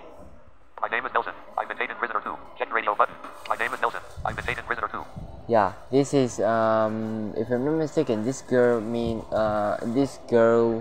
called Lara or Laura, Sarah. I don't remember it. Well, let's just be nice. X button. YouTube. Well, damn. The voice says, "My name is Laurel. I can't believe this. I've been Oh stuck in yeah, here yeah, for yeah, hours." yeah. Laurel, yeah. Feel your movement on the other side of the vent. Moments pass, and Laurel speaks again. Sorry, I was just trying to get comfortable. I don't know how long we have until Murphy comes back. I've been here for 6 hours or so. He'll leave me alone for an hour or so, but always comes back. Yeah. Starting the conversation with Laurel, you ask. What does Murphy want with us? Check radio button. Well, we have a few. We can ask a few questions. Let's just ask. X button. Laurel asks before answering. I wish I knew. He says he just wants to be friends. He keeps telling me how lonely he gets, and now that the world is coming to an end, he's afraid to be left all alone. I don't mind talking to the guy, but damn, how you gonna lock me up and then tell me you want to be friends? I know a lot of people that got locked up, and I'll tell you right now, it wasn't their friends who arrested them. He told me the same thing, that he wants to be friends, and that he's doing this just to keep me safe. If he really wants to be friends, he has a funny way of showing it. He's the kind of friend who asks to borrow your car, and then totals it on the way to the casino, then goes to the casino, and loses all the money they borrowed from you. That's why I don't talk to Cassandra anymore. Huh. Wait, who's Cassandra? Just this nasty-ass girl who lived in my neighborhood. Sorry, I took another path in the conversation. Yeah. Next, you ask. Do you know if Murphy has any other prisoners here? Check radio button. Let's just Next go. button. I know there's a young girl in the room on the right, Laurel says. She doesn't want to talk to me. She seems very privileged, like I'm supposed to get her out. Girl, I'm trying to get myself out first. This world doesn't revolve around you. Did the girl tell you her name? No, she wouldn't tell me anything. Honestly, we only talked for maybe 2 minutes before Murphy came back. I had to hide the vent and run over to the bed like I was sleeping. Next, you ask. Have you tried to escape? Check radio button. Next button, Laurel lets out a big laugh. Hell yeah, I tried to escape. I tried to climb up to the vent above the door, but my big booty won't fit through, and that small chair with the wheels was like trying to ice skate. Do you know any black hockey players or figure skaters? No, you know why? Cause we have the sense not to go on the ice, and I have the sense not to climb this big body on the chair with tiny ass wheels. Besides the vent, have you tried anything else? Laurel clicks her teeth. I tried to pick the lock on the door, tried to ram the door, kick the door, and yank the doorknob off. None of that worked. I tried to overflow the toilet just to get Murphy to come into the room. He pumped a bunch of that silly gas into the room, so that didn't work. I've been trying to be really nice to him, and hopefully he lets his guard down. If I can get him in the room, I know I can kick his ass. Shoot, he'll be crying for his mama, walking the upper voice fades, and she babbles a few things under her breath. Next, you ask. Where are you from? Check radio button. Next button. Laurel takes a deep breath and lets it out slowly. I grew up in Atlantic City, close to the boardwalk. It wasn't the greatest place to be. Everyone thinks with all the casinos that it must be a rich place. Wrong. Sure, the casinos have money, but outside of that, there are a lot of poor people living there. She pauses for a moment, and you can tell that she hasn't talked about this in a long time. When I was 8 years old, we moved out here to Colorado to live with my uncle on his farm. For the longest time, he raised crops like wheat and barley and sorghum. I didn't like it at first. I was a city girl and didn't know nothing about grains and tending crops. The ocean was thousands of miles away in every direction. Eventually, I grew to love it, except for killing animals. I never got used to that. I was fortunate to live with a mother who taught me the value of education, and my aunt always pushed me to do better for myself, even when I wanted to hang out and party and smoke weed like the rest of my friends. I still got down like that from time to time, but not as much as I wanted to. She breaks out into laughter, but eventually calms down. I went to nursing school and got my degree. Eventually, I went back and got my master's degree, and even became a nurse anesthetist. Shocked the hell out of all my family. So how about you? Where are you from? You tell her. Where I live. I trust her. Check radio button. Yeah. This is the person that yeah, let's just be honest, because she's nice. She's no any bad intention or something. Just introduce, right? Introduction, right? Next button. I live in Nightfall. It's not too far from here. That's what's up, she says. I've never been there myself. There's a lot of places I've never visited. I hope I still get the chance. Yeah, well. Footsteps move past your door, and you hear the distinct sound of whistling, though it fades quickly. You hear that? I think Murphy's coming back. Hurry up, hide the vent. I'll talk to you later. Be safe, my friend, Laurel says. You stand up and replace the cabinet in front of the vent in order to avoid any suspicion should Murphy spy inside your room again. Next, you examine the vent between the two doors. Check radio button. Well, what I'm going to do is I'm going to try to ask him to come into my room, and then I'm gonna knock him off. Inspect the camera and intercom. Uncheck radio button. Open the door to the left. Uncheck open the door to the right. Uncheck radio button. Next button. How should I do that? Wait. Okay, I'm gonna inspect this one. Open it. Inspect the camera and intercom. Uncheck radio button. I'm gonna inspect the camera and intercom. Untick. Next button. With the camera and the speaker so high up, you need some way to reach them for a proper inspection. You slide the only chair in the room into the corner and stand on the seat, which puts you a foot below the camera. The chair has wheels, making it difficult to keep your balance. You manage to find your balance and keep from falling while you inspect the two devices. The camera looks like a typical eye in the sky with a rounded screen that sees the entire room. However, as you look further, you see a small camera lens sitting inside the cover. Currently, it's aimed at the bed where you sat while talking to Murphy. Though it's very hard to see, beneath the camera is a shining red light. It must turn green when it's recording. The speaker is a toaster size, two-way device, so Murphy can't hear inside the room, and you can hear his voice. It might be possible to reverse the speaker's wiring to eavesdrop on his room. two doors. Check radio. Break the camera and speaker. Uncheck. Wire the speaker so I can hear inside Murphy's room. Open the door to the left. Uncheck radio button.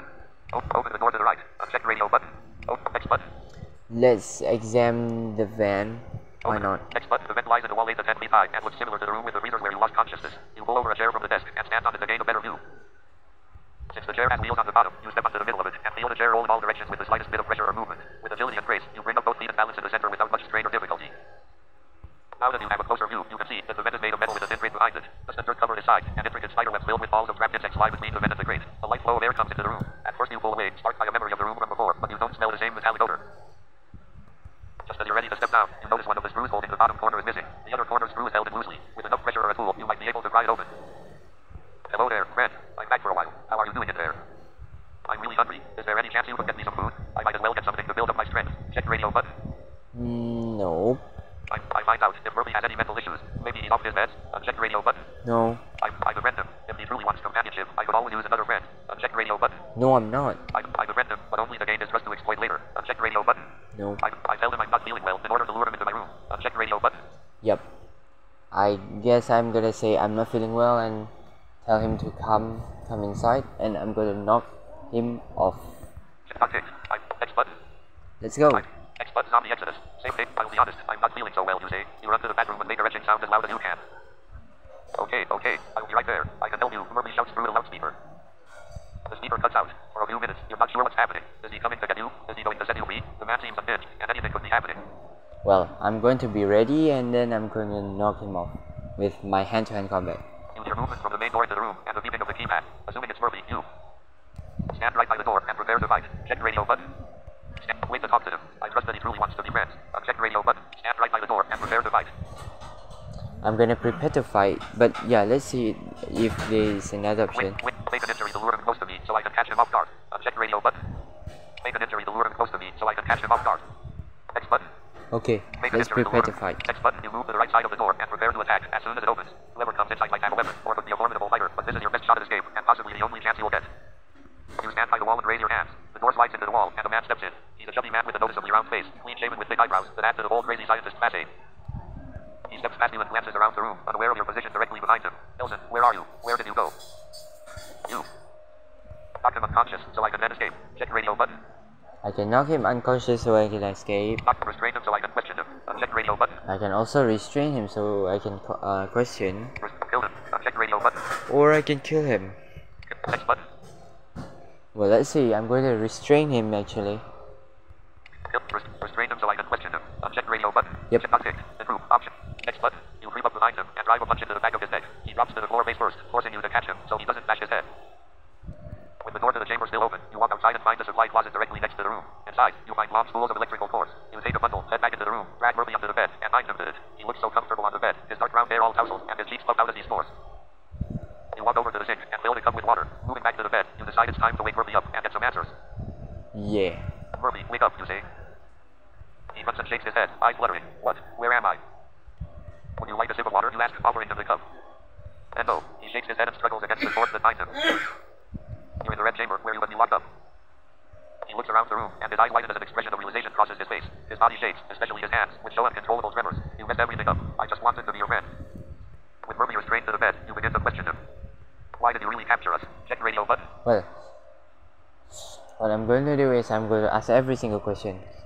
X button. Murphy's eyes. I watched all of you from the moment you came into the Ark. You have to believe me, all I ever wanted was to help you free. After watching you, I knew you wouldn't just accept my help or be my friend or stay with me here. So you captured us? I just figured that if I kept you safe and fed you and showed you what a good person I am, you would grow to like me over time. If you would have introduced yourself and offered to help us, we could have worked together. You didn't have to take us prisoner. Check radio button. X button. I couldn't take that chance, he says, shaking his head. So many people in my life have disappointed me. When I saw you three come into the Ark, I had something I could give you all and show you how valuable I can be. I was afraid if you met me, you would be like all the others. You might be friendly, but you would leave me here all alone. Why did you keep us in separate rooms? Check radio button. X button. Murphy licks his lips before speaking. After looking at you guys for a while, I realized it would take different strategies to get you to see how good of a person I am. Riley is a very aggressive, maybe psychotic guy who doesn't use reasoning in any decision making. He might even try to kill me the moment he sees me. Madison is a spoiled rich girl who mostly whines to get away. You're the only good one of the bunch. I knew if I could get your friendship first, you could convince the others. So when I had my chance, I decided to put the three of you to sleep, separate you in different rooms, and figure out the best way to show you the person I am. Where in the research facility are we right now? Check radio button. X button. Murphy takes a deep breath and holds it in for a moment before bowing out. When you came into the facility, you were on the A level, which we call the admin level. The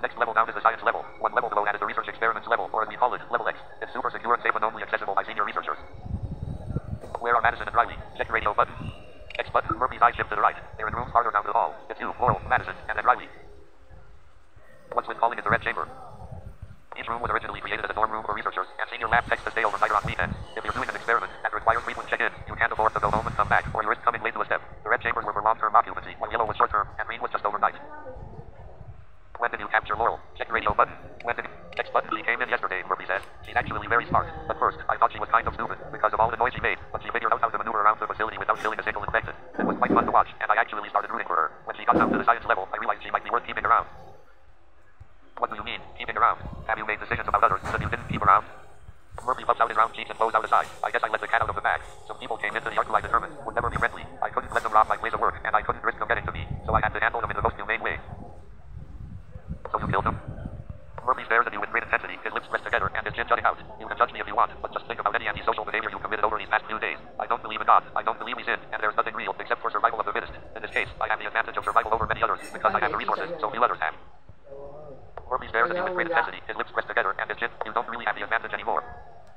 What? To be fair, you're not in control anymore, and I'm not sure where to go from here with you. Murphy starts to say something, but looks away and remains silent. What do you know about those raised-in zombies? Check radio button. X button. You're calling them zombies, he said with a chuckle. I know the media has termed them zombies, but I don't like the popularization of that word. What do you call them? We call them vectors. They carry the virus, so that's what they are, vectors.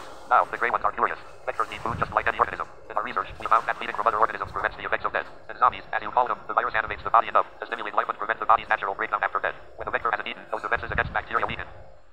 Are there other people in this research facility? Check radio button.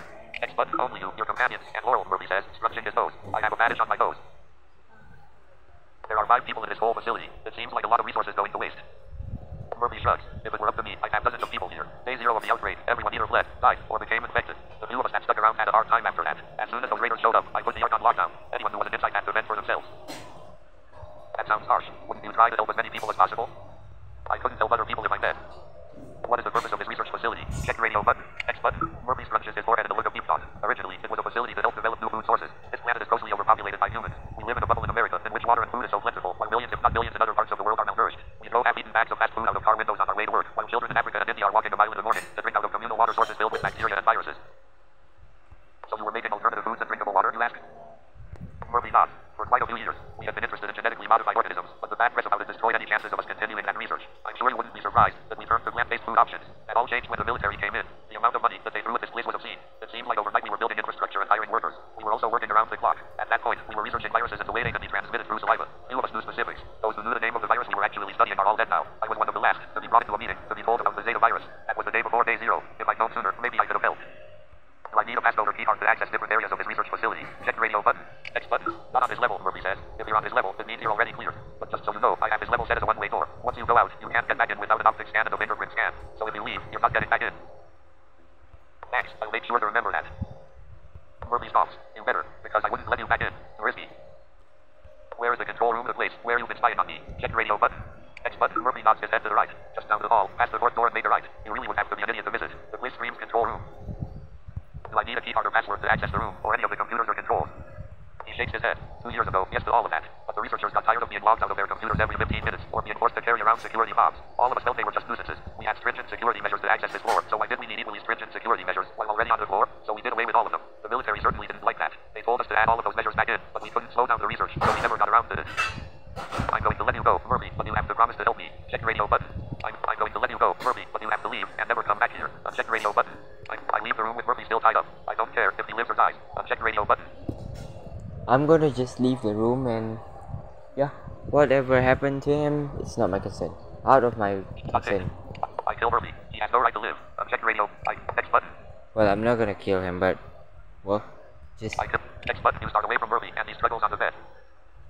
Where are you going? He asks in a shaky voice. When you don't reply, his voice grows louder and frantic. Wait, untie me. Don't leave me here. Come back.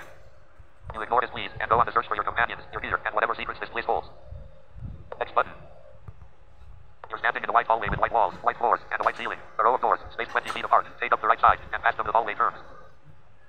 At the first door, directly on the other side of the red chamber, you stop at a sensor and casually wave your hand over it. To your surprise, the door slides open. A woman is standing by the door. She's tall, full-figured, and has a dark brown complexion. She has straight hair to her shoulders and stands to the side with her fists up, ready to fight. Laurel, it's me, Nelson. She lowers her hands and breathes a sigh of relief. Oh damn, you got out, and you got me out. Thank you so much. She steps closer to the doorway and looks out hesitantly, arms lowering. Where's that Murphy dude? He's dead. She nods and looks around the hallway. Good. What now? You shrug. I need to let my friends out, and then we're getting our stuff, and Murphy's stolen. I'm getting the hell out of this damn research station. Next button. Next button. We and Riley and Madison turns out to be an easy task. As a simple wave over the sensors, outside their chambers opens the door. Both are surprised to see you, and after the exciting reunion, you introduce them both to Laurel and fill them in on the last half hour of your life. After the introduction, you're all quick to decide to search the rest of the floor for a way out. Fortunately, it's a short hunt, and a room labeled Control Center is at the end of the nearest hallway, past the 4 chambers. Before you enter the room, it's shaped like a square of metal and has electronics and rolling letter chairs, like the inside of an air traffic control station. Rows of monitors hang from the ceiling above long desks. A storage room is clearly labeled in the northwest corner, and on the western side is an elevator. A table stretches along the northern wall with trays of food and bottles of water and juice, like Murphy was setting up a main line. I really need to use the bathroom, Madison says, dancing in place and squeezing her legs together. Didn't you just go an hour ago, you ask? Yes, but when I got into the room, I got nervous and drank a whole bottle of water. Ratman could have been watching, so I didn't go to the bathroom. Her cheeks turned a rosy pink. Riley nods as he sits in the chair next to the buffet. Performance anxiety. First night I was in the joint, I couldn't move, or even all those convicts watching. This is a little different, Madison says. I thought I saw a bathroom just outside, and down the hall, you say. Madison hurries out of the room, while Laurel and Riley grab food from the table, and you. Next, you.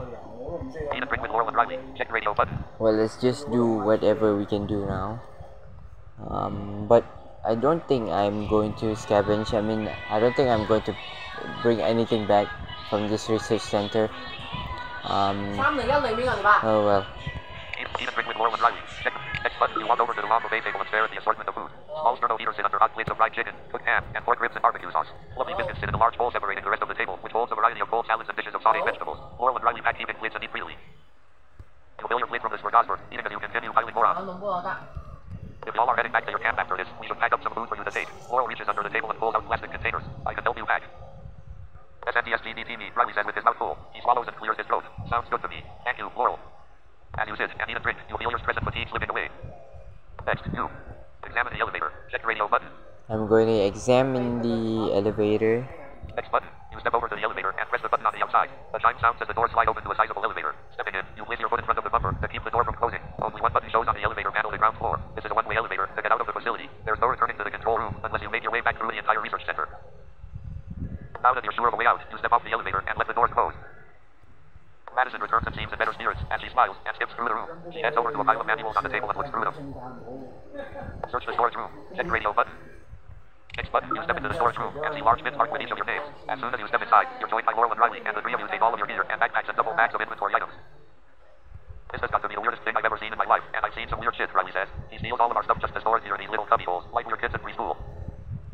Laurel puts on the gold necklace with her name on it and a Christian cross dangling from the middle. He said he was trying to be our friend and keeping our gear until he built trust in us. Riley gives her a side eye. She shrugs. I'm not defending the little rat. I'm just repeating what he told me. In one section of the room, you'll find an assortment of other items that might come in handy. You decide to leave everything for now and come back to select gear before you return home. The three of you finish up and leave the supply room. Madison, Laurel, and Riley pack up the food in plastic containers. It's more food than you could have expected, and will go a long way to feed everyone at the junkyard. Use the computer terminals and monitors. Check radio button. I'm not gonna use the computer. Let's just leave. Leave the control center and return home. Check radio button. Unticked. Next button. Zombie Exodus. Safe haven web view. Let's get ready to head home, you say to everyone. You gather the plastic containers filled with food, and each of you take as much as you can carry. Now that you're ready to leave, you return to the supply room to look through the other items you might want to take back home. Personal food. 20 personal water. 14 group food. 30 and 23 group water. 915. You can take 20 more items. Well, I know I can take 20 more items, but I'm not gonna to, because there's so many stuffs and I've been recording. I think I've been recording so long right now. So let's just end this up. Wooden parts. That's all I take. That's all I take. I'm gonna say that's all I take. I'm not gonna take anything. That's unticked. Next button. You finish taking your items and handing some over for Madison and Riley to carry back. Just as you're about to leave, you notice Laurel packing a separate bag. Hey, any interest in coming back with us? Riley asks. We've got a very nice spot that's tucked away in the woods. Laurel smiles and waves her hand. Oh, thank you, but I need to go handle some things on my own. If you don't mind telling me where it is, maybe I can swing by if I'm in the area. Madison nudges you and whispers in your ear. What the hell is Riley doing? He can't tell her where the junkyard is. I intervene so Riley doesn't give away our location. Check radio button. She seems like a good person. It's fine if she knows the location of the junkyard. I tell Madison. Check radio button. Yeah, she is a good person, and I don't think there's a risk. Tell her where our junkyard is, because we can also share a same living quarters, right? Well, let's go. Next button. Riley goes on to give her the location of the junkyard, and she writes it down on her arm with a marker. That's not too far from here. I'll look you up when I can, she says. You call the elevator and step inside. Your companions join you on the short ride down to a ground floor hallway with big glass doors leading to the outside of the research center. You step off the elevator, and Laurel turns to you with a smile. I'm out of here. return, she says. Peace out, people. Stay safe. Remember to love one another. She takes a pair of wired headphones out of her backpack, puts them on, and bobs her head to blaring music as she walks away from your crew. She skips along the narrow path, stopping every once in a while for a quick shake of her hips or kick of her legs. That girl's got style, Madison says. Hell yeah, she does. She's got all that and more. Besides, it would be good to have a nurse in our crew, Riley says. Before you leave, you notice the elevator has no button on the outside to call it back down. It's a one-way elevator, and you don't know of another way into the control center. Maybe you'll never need to come back here, or maybe it's a problem for another day. Next button. Next button. The group, turning onto the road leading to the junkyard, you pick up car tracks in the dirt. Since others in your group are taking out vehicles for scavenging trips, you think nothing of it until the bodies of zombies lie scattered outside the main gates. Since they're wide open, you drive through and see everyone in the middle of the yard. Pulling to a stop, you head over to find out what's drawing the crowd. Well, okay, we have another group that want to, trio that will going to join our group, which is Fred, John, Sean, if I'm not mistaken, his name was, and then Billy, if I'm not mistaken. Yeah, so there are 3 of them. So and maybe there will be another drama, another kind of zombie break-in drama, and we have to handle that real quick, and then chapter 9 will be over. We'll go to chapter 10. So let's finish this real quick. I think I've been recording this for so long, I guess, maybe an hour and something, but yeah, let's just finish this off. As you reach the back of the circle, Daniel rushes over to meet you. Uncle Nelson, guess what? You're never going to guess who's here, not in a million years. Come on, I will show you. Oh, well. The group lets you through to a sub near the entrance to the garage. 3 people are standing by the front bumper. One of them, a dark-skinned, he-was-a man with a short salt and pepper beard, is chatting with Eli. The pale-skinned man smokes a cigarette with his bony arms folded over his chest. He has thick, messy hair and a sharp nose, with eyes looking everywhere. Finally, there's an olive-skinned young woman who's rambling on, though no one seems to be listening. That's when you do a double take and realize it's Fred, your former neighbor in Nightfall. Oh, hi Nelson. It's me, Fred. I hope you like that chili I left you. No child. Fool. Stop. Pause. More options button. Sorry guys, I went to the laptop charging real quick. Laptop charging stuff real quick. So continue. The group lets you through to a sub near the entrance to the garage. 3 people are standing by the front bumper. One of them, a dark-skinned, oh, hi Nelson. It's me, Fred. I hope you like that chili I left you. I can't believe you're here. That was nice of you to leave chili for me. Wait, what are you doing here?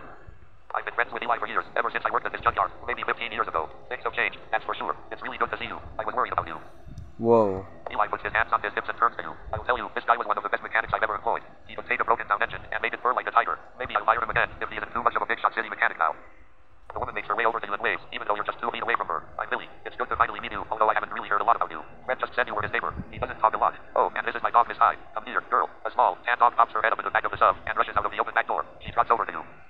The pale-skinned guy with the cigarette blows smoke out of his mouth and walks up to you. How's it going? I'm Sean. We were just talking about where we're all staying. He puts out his cigarette on his shoe and flicks it into a pile of trash. They told me Eli runs this place, but James the leader of the group. So how does that work? Because Eli said we're welcome to stay, so I'm not sure why I've got to run it by anyone else. Kevin walks over to his father and pats him on the shoulder. Hey Dad, can you help me in the garage for a minute? I forget how to get the gas cap off that old Chevy in there. Eli shakes his head. I told you this a million times, it's backwards. You just have to twist it the reverse way. Come on, I'll show you.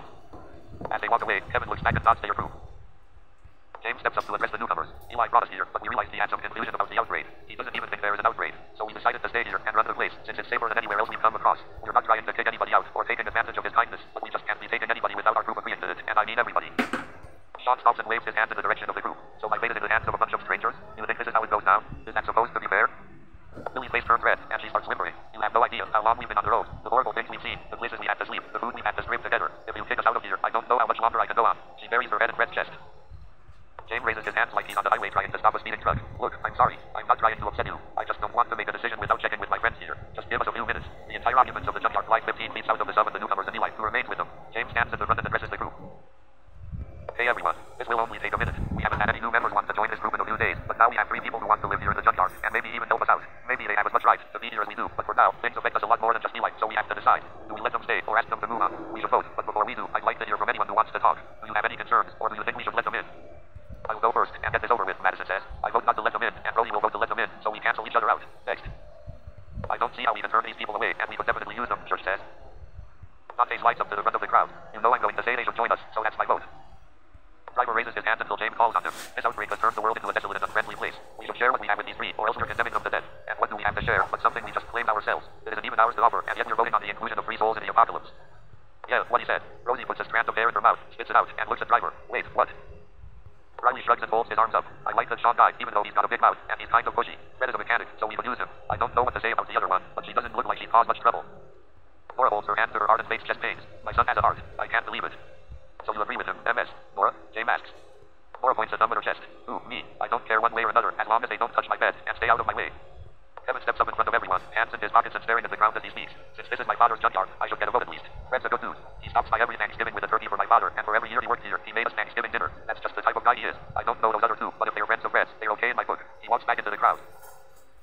Doesn't look like there's any need to vote with, so many people in agreement. I will call them over to let them donate and join us, James says. Oh yeah.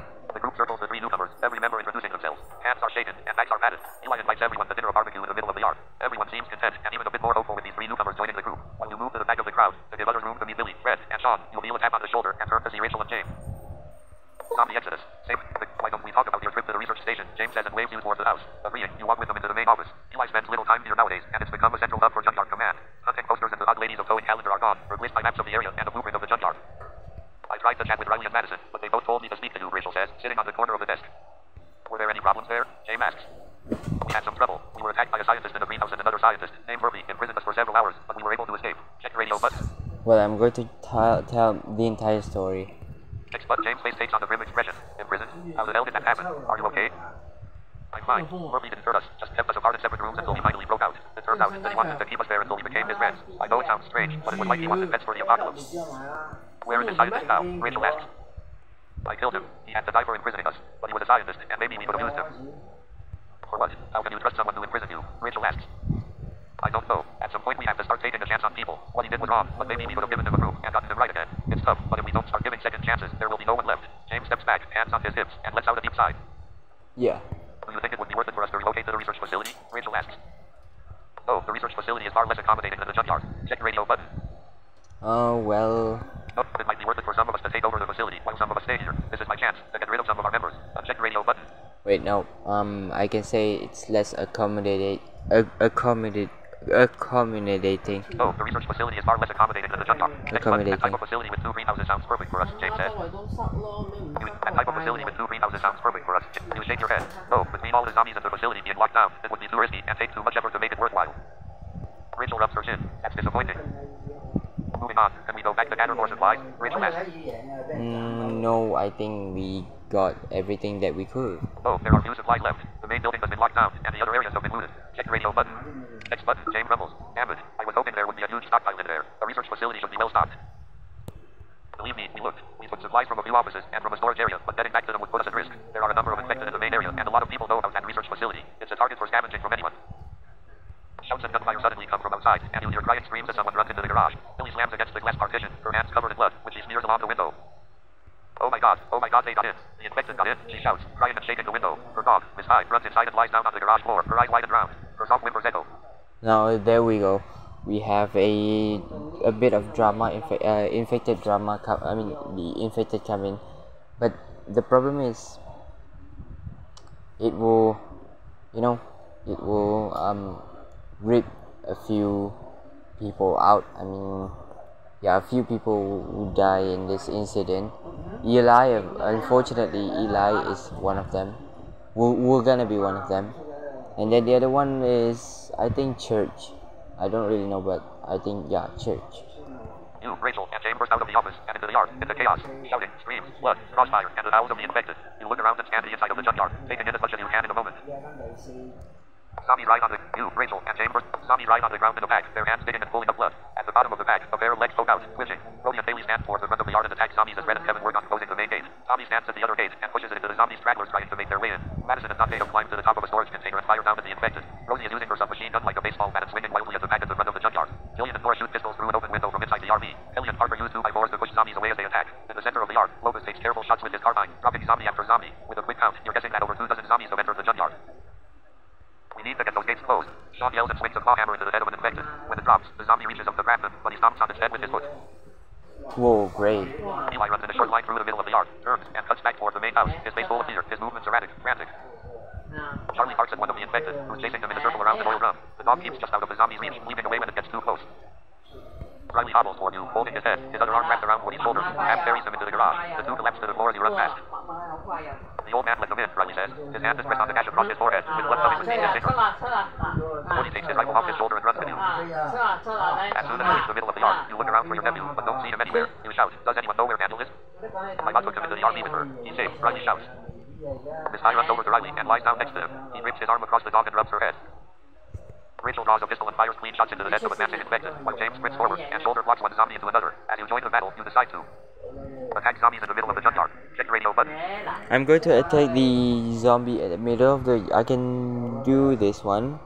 At the middle of the junkyard. But head into the RV. My own safety is my primary concern. Uncheck the radio button. No, I'm not going to be so selfish. Head, run along the side of the junkyard to help close the main gates. Uncheck the radio button. I can help to close the main gate. Run, next button.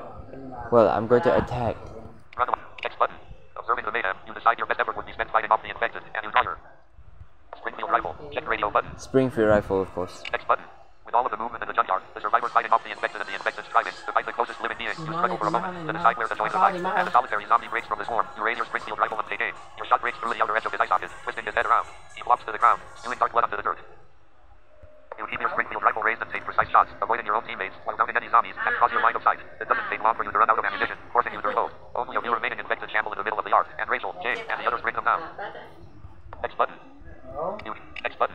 With the junkyard closed off, you stare at the carnage in the middle of the yard. A few dozen bodies of the infected lie scattered about, some still twitching or squirming, as the virus won't let them rest in peace. A bitter silence hangs across the living. This isn't like the battle on the hill isn't your home. In your short time here, you felt secure and saw the potential to make this more than just a place you happen to find on the road to salvation. Will you ever feel safe again? It's something you'll have to strive for, and an everything goal to reach. As you look across the faces of the survivors, you know it's not the time to talk about the future. Now is only a time to mourn.